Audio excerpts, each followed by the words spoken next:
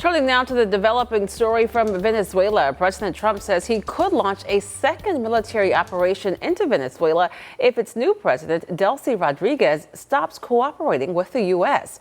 This comes after the deposed Venezuelan leader, Nicolas Maduro, and his wife pleaded not guilty to narco-terrorism charges following their capture. The president also says that the U.S. may subsidize an effort by oil firms to rebuild the country's energy infrastructure.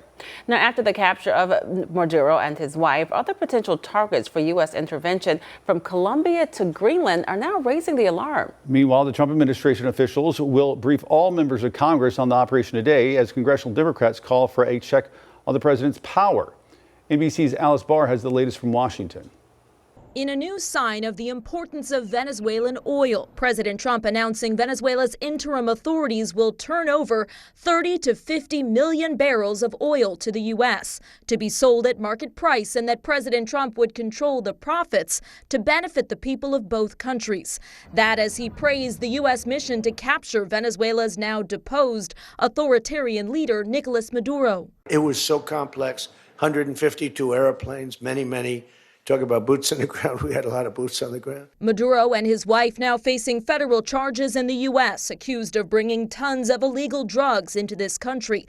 While on Capitol Hill, Democrats are questioning the motivation for Maduro's removal. The president, said this was about narco trafficking, and now he's saying it's about oil. All members of Congress are due for a briefing today on the operation amid mounting questions about what's next, as President Trump asserts the U.S. is in charge in Venezuela, while the country's interim president, a close Maduro ally, insists no external agent is governing the country. Her government cracking down on dissent and detaining journalists.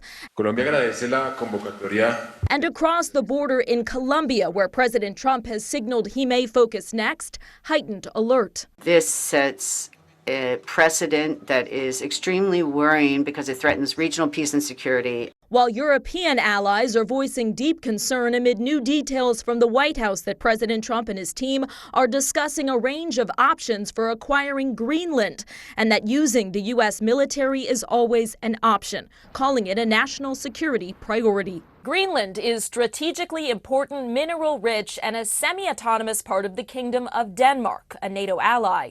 The government of Denmark has requested an urgent meeting with Secretary of State Marco Rubio and has rejected President Trump's claim that the country is unable to protect Greenland.